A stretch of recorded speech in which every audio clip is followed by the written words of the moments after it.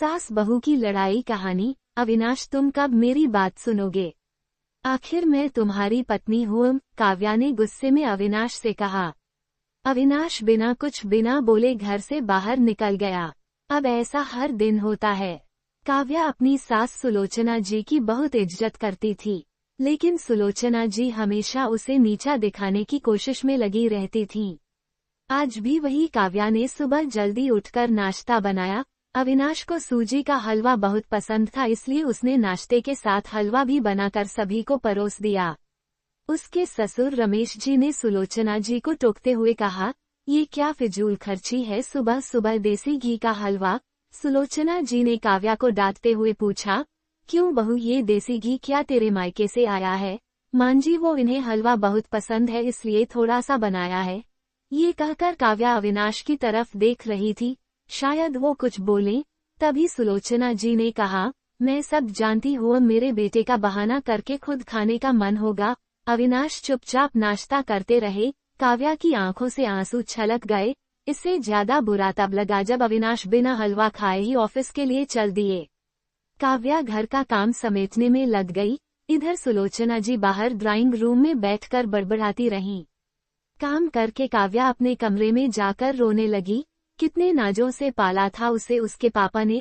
उसे आज भी याद है, एक बार उसने गाजर के हलवा बनाने के लिए कहा था, लेकिन मोह ने सूजी का हलवा बना दिया था। पापा को जब ये पता लगा तो वे तुरंत बाजार गए, वहां से ढेर सारा गाजर का हलवा लाए थे और उस दिन बिना कहे 2-3 दिन में गाजर का हलवा बनने लगा। आज उसे सूजी के हलवे के लिए कितनी बातें सुनाई जा रही हैं। उसे गुस्सा सास ससुर पर नहीं, अविनाश पर था, जो कि कुछ नहीं बोल पाए। शाम को जब उसने अविनाश से शिकायत की तो वो बस इतना ही बोले, इस घर में केवल माँ की पसंद का खाना बनता है, आगे से मेरी पसंद का कुछ मत बनाना। काव्या ने अविनाश से बात करनी बंद कर दी। आखिर क्या कसूर था काव्या का? यही कि वो अविनाश से बहुत प्यार करती है। इसी तरह कुछ दिन बीत गए। एक दिन काव्या ने सुलोचना जी से कहा, मांजी, मैं अपने घर जाना चाहती हूँ कुछ दिन के लिए, अगर आप कहें तो आज ही चली जाऊं। कई दिन पहले माँ का फोन आया था, कह रही थी पापा की तबीयत ठीक नहीं है। सुलोचना जी, वहाँ जब भी जाती है 1 सप्ताह से वापस नहीं आती। घर का काम कौन करेगा?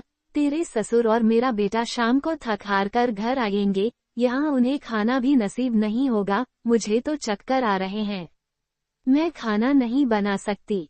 जाना है तो 1 दिन के लिए चली जा। काव्या मन मारकर 1 दिन के लिए पीहर पहुंच जाती है। वहां पहुंचकर उसे और भी आश्चर्य होता है। भाभी, मम्मी पापा कहाँ गए? काव्या ने घबरा कर पूछा। उन दोनों का घर में मन कहाँ लगता है, तीर्थ पर गए हैं, न जाने कब आएंगे। वैसे तुम कितने दिनों के लिए आए हो? क्योंकि मुझे भी अपने पीहर जाना है। संगीता भाभी का ये व्यवहार देखकर काव्या चौंक गई। क्या ये वही भाभी हैं जो उनसे बहुत स्नेह जताती थी? काव्या सोफे पर बैठी सोच रही थी। अच्छा, वो जो भैया ने मकान के पेपर साइन करा लिए थे, मैंने अपना हिस्सा छोड़ दिया था, शायद उसी साइन के लिए मेरे से प्यार जताया जा रहा था। काव्या उठकर खड़ी हो गई। भाभी, मुझे कुछ काम याद आ गया, मैं फिर आऊंगी, कहकर वह तेजी से घर से बाहर निकल गई। पीछे से गेट बंद होने की आवाज से वह समझ गई कि उसके जाने से भाभी को कोई खास फर्क नहीं पड़ा। भारी कदमों से चलते हुए वह मंदिर पहुंच गई, क्योंकि शाम से पहले यदि ससुराल जाती तो सुलोचना जी उससे कई सवाल करती। मंदिर में जाकर उसने भगवान के दर्शन किए, बस ना कुछ मांगा ना कुछ बोला। भगवान के चरणों में शीश नवाकर वह बाहर आकर बैठ गई। तभी सामने के पेड़ के नीचे उसे अपने माता पिता बैठे दिखाई दिए।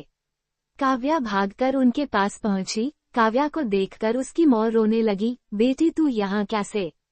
पापा ने पूछा। वो छोड़िए, ये बताइए आप यहाँ कैसे? आप तो तीर्थ यात्रा पर गए थे।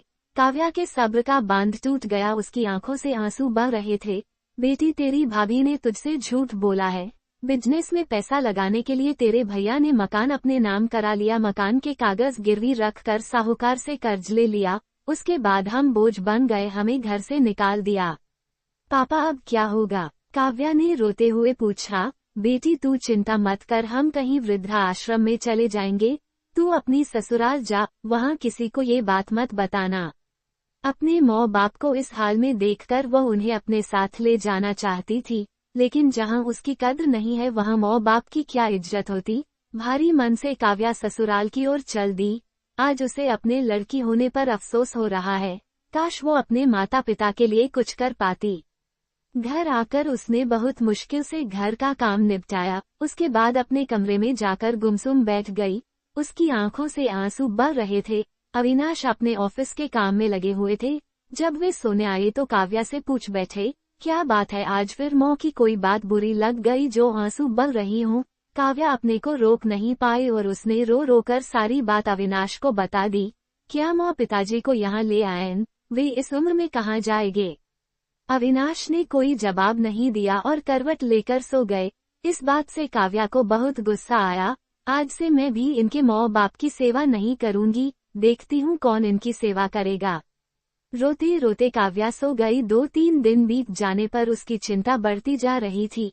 एक दिन वो सब्जी लेने के बहाने उसी मंदिर में पहुंची, लेकिन उसके माता पिता वहां नहीं थे। पंडित जी, यहाँ मेरे माता पिता उस पेड़ के नीचे बैठे थे, कई दिन से उनका कुछ पता है? तुम्हारा नाम काव्या है क्या? पंडित जी के मुंह से अपना सुनकर काव्या ने पूछा, जी हो, लेकिन आपको कैसे पता? तुम्हारे माता पिता ने ये पता दिया था और कहा था वे अब यहाँ रहते हैं। काव्या ने पता देखा, वह यहाँ से कुछ दूर का था। काव्या ने मंदिर के बाहर निकलकर ऑटो रिक्शा किया और उस पते पर पहुँच गई। दरवाजा खटखटाया तो एक लड़की निकल कर आई। यहाँ का पता मुझे पंडित जी ने दिया है। काव्या बोली, आप काव्या दीदी हो, अंदर आ जाओ। काव्या को कुछ समझ नहीं आया। वो अंदर गई तो देखा उसके माता पिता सोफे पर बैठे थे। काव्या उन्हें देखकर रोने लगी। बेटी, अब क्यों रो रही है? तेरे कारण हमें यह मकान मिल गया। काव्या आश्चर्य से उनका चेहरा देखने लगी। लेकिन माँ, आप यहाँ कैसे, और ये लड़की कौन है? तब उसकी माँ ने कहा, बेटी तुझे याद है, तेरी शादी के बाद तेरी सास ने 40 लाख की डिमांड की थी।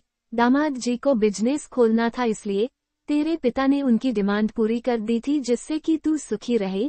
जब तू हमसे मिलकर गई उसके अगले दिन दामाद जी आए। उन्होंने तेरे पापा के पैसे लौटा दिए, क्योंकि उन्होंने कोई बिजनेस शुरू नहीं किया था।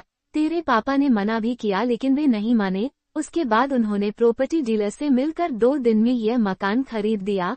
7-5 लाख रुपए बच गए। इससे उन्होंने ये लड़की नौकरी पर रखवा दी जो हमारी केयर करेगी। लेकिन माँ, उन्होंने मुझे तो कुछ नहीं बताया। काव्या की आंखों से आंसू बह रहे थे। वह रोते हुए वहां से अपने घर आ गई।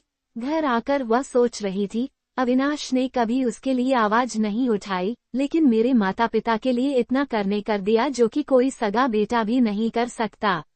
रात को उसने अविनाश से पूछा, आपने ऐसा क्यों किया? अगर मांझी को पता लग गया तो क्या होगा?